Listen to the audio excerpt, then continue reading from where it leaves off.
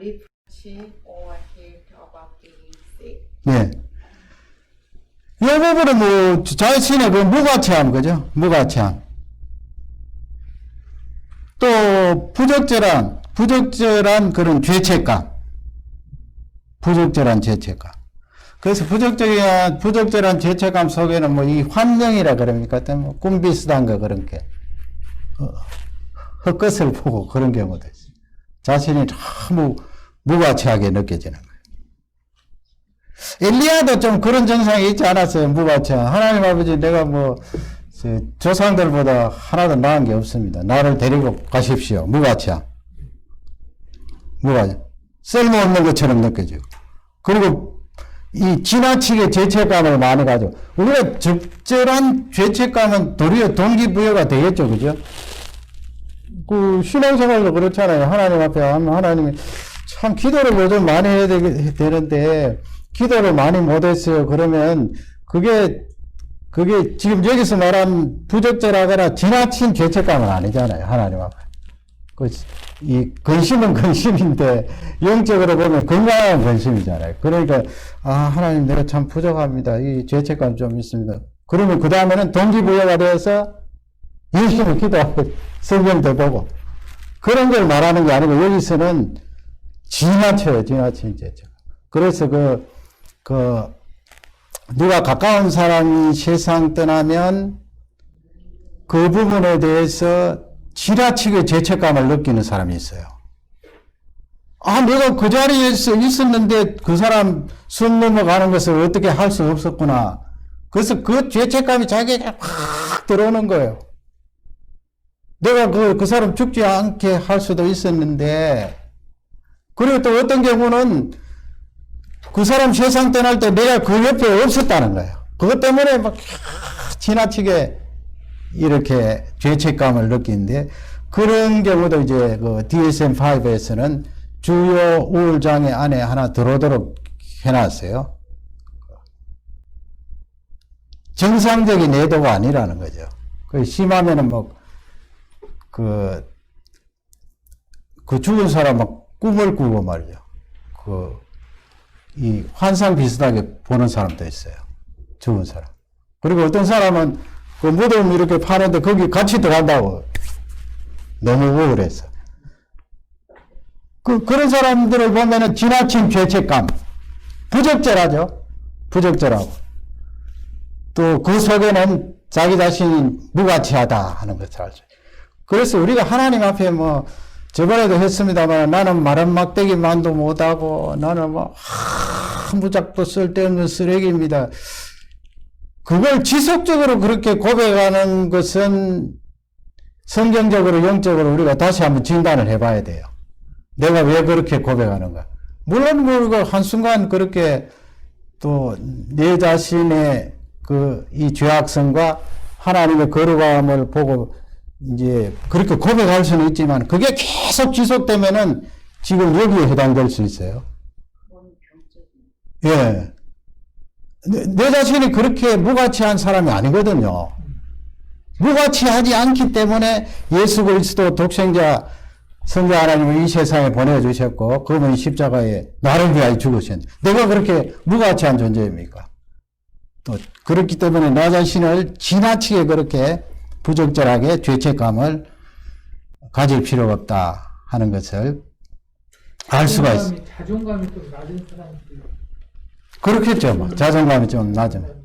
어느 사람과 자존감이 낮아. 예. 자존감이 이제 낮은 경우가 이제 저번에 폴 길버트 박사님, 닥터 폴 길버트 박사님 3가지 했잖아요. 그죠? 기억나시죠? 그죠?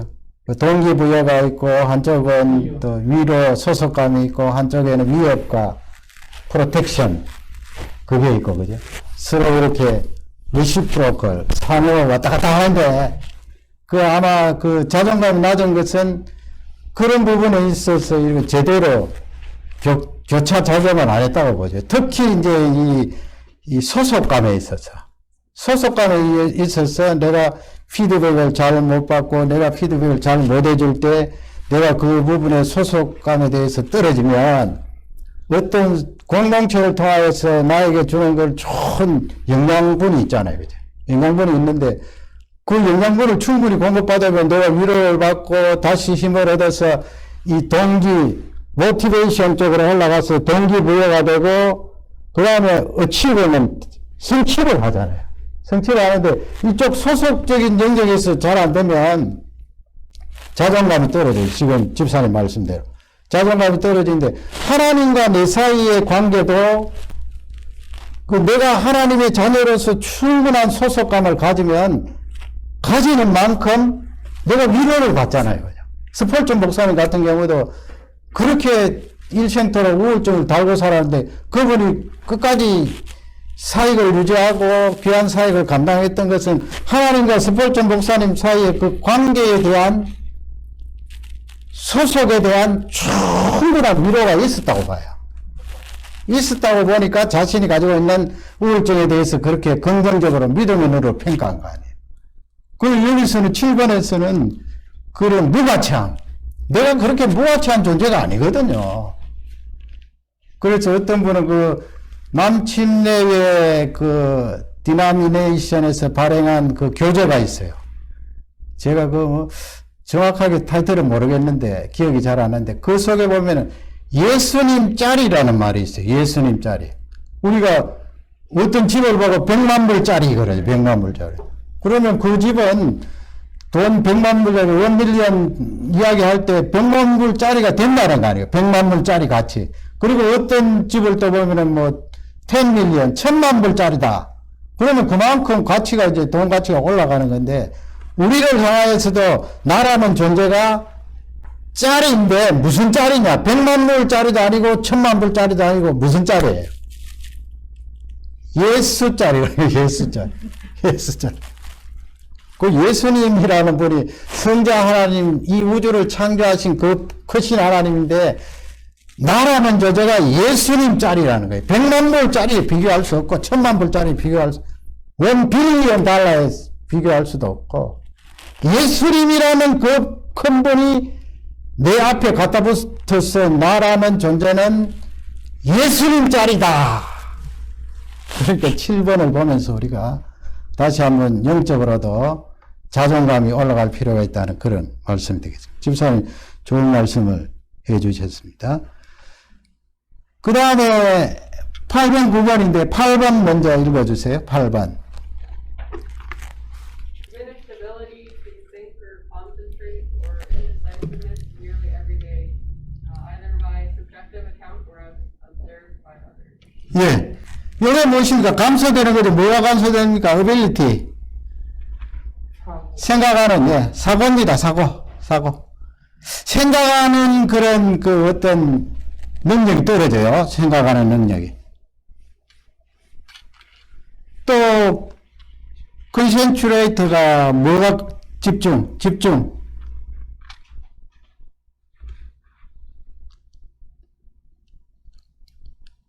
뭐가 집중하고 그 다음에 나오는 것이 그 결정하는 데 있어서 in이니까 not. 좀 우유부단한 걸 말하죠. 우유부단. 사고의 그런 능력이 떨어지니까 집중하는데도 어떻게 돼요? 떨어지고 결정하는데도 우유부단한 거예요. 왔다 갔다. 이게 뭐 우리가 일상생활 하면서 우리 모두 다 뭐 우유부단한 것 좀 있잖아요. 이렇게 결정할까 저렇게 결정할까 그런 걸 말하는 게 아니고 지금 여기 보면은 everyday 그렇게 돼 있잖아요. 다 같은 거죠. 거의 매일이고 거의 온종일 그런 사고의 능력이 떨어지는 감소되는 그런 것을 이야기하고 있습니다. 9번째 마지막에 지금 이제 9번째까지 왔어요. 9번째 9번을 읽어주시기 바랍니다. Recurrent thoughts of death, not despair of dying, recurrent suicidal ideation without a specific plan, or suicide attempts or a specific plan for committing suicide. 예, 감사합니다. 그러니까 이게 자살이에요, 자살. 죽음에 대한. 죽음에 대해서 이제, 그 생각이 자꾸 들어와요, 죽음에 대해서. 생각이 들어오고, 그 다음에 아이들레이션, 그 죽음에 대한 그 생각이 이제 조금 발전하겠죠? 야, 내가 죽어야 되겠다. 아직 계획은 안 세웠습니다만. 그 다음 조금 더 발전하면 계획을 세우고, 그 다음에는 시도를 하겠죠? 시도. 그래서 이 9번은 자살에 대한 부분이에요. 죽음에 대해서. 이 9가지를 하면서 9가지 내용을 보면서 이 가운데 5가지에 해당되어야 되는데 필수는 뭐예요? 예, 1번과 2번. 그러면 뭐냐? MDD, 주요 우울장애로 그렇게 진단을 내린다. 아, 많이 배웠어요. 그 다음에는 이제 저기 번역해 놓은 거 참고하시고요. 쭉 넘어갑니다. 넘어가서 이제 9번에 대해서 우리가 조금 살펴봐야 돼요. 왜냐하면은 그 우울증 지금 조금 이따 하니까요. 우울증을 앓고 있는 사람 가운데 자살을 하는 사람이 많거든요. 그렇기 때문에 이 9번에 대해서 자살에 대한 진행 정도, 처음에는 수동적. 뭐 자기가 뭐 직접 계획하거나 뭐 그렇게 자살에 대해서 깊이 생각하는 것은 아니고요. 초기 단계에 수동적으로, 예를 들어 내일 아침에 잠을 자는데 내일 아침에 눈을 안 떴으면 좋겠다. 그건 수동적이죠. 인생이 싫다, 뭐 이 정도 되는 거예요. 인생이 싫다. 첫 단계. 두 번째 단계는 이제 생각이 내 안속으로 많이 들어온 거예요. 상당히 구체적으로. 죽고 싶다. 내 인생을 끝내고 싶다. 쑥 들어왔어요. 세 번째 단계는 죽을 계획을 세우고 그 다음에 시도를 하는 거예요. 요게 이제 넘버 9에 다 해당돼요. 넘버 9. 그런데 거의 온종일 2주 동안 지속돼야 돼요. 2주 동안에. 그럼 뭐 2주 동안 지속되는 사람이 있나? 거기 해당되지 않으면 주요 우울장애 뭐 다른 항목에 해당돼서 그렇지 괜찮다는 것이고요. 그렇게 해당되는 사람이 있기 때문에 여기에 집어넣은 거예요. 그 다음에 넘어가서 이 자살에 대해서 조금 더 이제 살펴보고, 동그라미 2개 읽어주세요. 우울증 환자 60에서 70% 자살을 생각하고 15% 실제 자살을 시도. 예, 이거는 한국에서, 가장 최근은 아니고요. 조금 전에 건데, 이제, 제가 여기 시를 봤어요. 환자 60에서 70%는 이 죽음에 대해서 생각한다는 거예요. 죽음에 대해서 생각하는데, 1단계가 아니고, 이제 2단계, 3단계가 되겠죠. 자기가 그 자살에 대해서, 자살에 대해. 그 가운데 15%는 실제 미수든 또 그것이 죽음으로 이어졌던 15%는 시도를 한다는 것이죠. 그 다음에 동그라미, 그건 제가 이거 중증 자살 위험하다. 그래서 그 예방이 매우 필요하고 중요하다는 거예요. 우울증 같은 경우 중증일 경우에는 자살의 위험이 있기 때문에 항상 주의해서, 그리고 담당한 상담자나 의사 선생님이 매우 주의해서 관찰을 하고 치료를 해야 된다. 그런 말씀이고요. 그 다음에 중간에 해외 자살 거기 3줄 읽어주세요. 해외 자살 사망자 심리 부검 연구. 자살 사망자의 95%가 정신질환이고 정신질환의 80% 가까이가 우울증. 예. 거기 심리 부분 연구라고 있죠. 그건 뭐 우리가 실제적으로 뭐 수사연구소, 국립과학수사연구소 같은데 이렇게 어떤 사람이 사망하면 타살의 의혹이 있다. 그러면은 실제 육체적으로 이렇게 부검을 하잖아요. 그죠? 부위마다 뭐 머리도 이렇게 톱으로 자르고 다 잘라요. 저는 한번 들어가서 실제 기도도 하고, 거기 들어가서 본 적이 있는데, 심리도 마찬가지예요. 심리를 어떻게 자르나. 그 학자들이 모여서 그렇게 육체 부검하듯이 부검한다는 게 그런 연구 파트가 있어요. 분야가 있다고요. 심리 부검 연구. 왜 그 사람이 스스로 목숨을 끊느냐. 그 부분에 대해서 이렇게 여러 가지 기록 또 주위 관찰자 이야기를 들으면서 심리적인 분석을 하는 거예요. 그게 심리 부검 했는데 해외 같은 경우에는 95%가 정신질환. 그리고 그 정신질환 가운데 80%가 그 우울. 자살 사망자가. 상당히 높죠, 그죠? 거의 대부분이에요. 거의 대부분. 그 다음에 한국 고기도 읽어주세요. 한국중앙심리부검센터에서 자살자의 88%에서 정신질환이 발견돼요. 예, 한국도 비슷합니다, 그죠? 88%. 참 높아요. 그 다음에 또 조금 더 하겠습니다. 항우울제 복용. 저번에 제가 이거 말씀드렸는데 이것도 첫 번째 다 읽어주세요. 항우울제 복용 후 2 내지 4주 후 기운은 낮지만 우울한 생각은 여전하다. 예. 그래서 이때 자살 위험이 있다. 그렇게 했어요. 그 이 항우울제가 먹으면 바로 다 그 효과가 나오는 게 아니에요. 요즘은 약이 좋아서 뭐 이렇게 어제 이야기했잖아요. 그죠? 이렇게 될 때, 바이폴라 될 때 이쪽에서 약 하나 먹으면 이렇게 양쪽으로 다 잡아주는 그런 약이 있다 그랬잖아요. 그런데 이게 이제 항우울제 같은 경우 먹으면은 그게 바로 뭐 오늘 먹었다고 내일 이제 효과가 있고 나타나는 게 아니고 시간이 걸리거든요. 최소한 2주, 그 다음에 한 달 상당히 길게 이렇게 잡아야 돼요. 계속 이렇게 꾸준하게 복용을 해야 되는데, 근데 이제 여기 적어 놓은 거 보면은 2주에서 4주 사이에 이제 효과가 나타나거든요. 그럴 때 이제 그 기운은 좀 나아져요. 기운은 나아지니까 이제 많이 회복이 된 거죠. 그러나 기분은 나아지지만은 우울한 그 생각과 기분은 그대로 있어요. 그대로. 그러니까 문제가 뭐예요? 힘이 있잖아요. 힘이.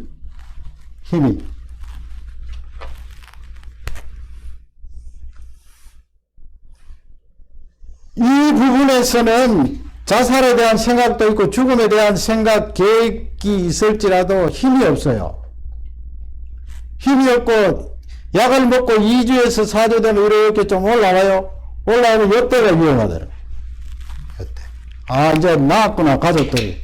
힘을 차리는 거 보니까 이제 밥도 조금 먹고 이제 살만하다 싶은데 저때가 위험한 거예요. 왜냐하면 힘이 들어왔기 때문에. 실제적으로 기도를 한다는 거예요. 위험이 있다. 이런 중요한 우리 지식이잖아요. 이 정도는 알아놔야 돼요. 우리 목회자도 그렇고. 이 정도 알아놔야 되죠. 매우 주의해야 된다.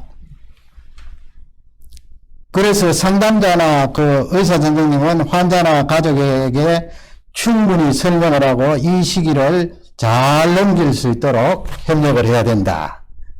그런 말씀이 되겠습니다. 그 다음에 또 거기 예를 들었어요. 오스트리아 같은 내용인데요. 유럽의 오스트리아는 자살보도를 하지 않기로 했어요. 그랬더니 자살보도를 하지 않았더니 자살하는 비율이 확 현저하게 감소됐어요. 너무 잘 돼요. 그러니까요. 예. 배워야 되겠네요. 예.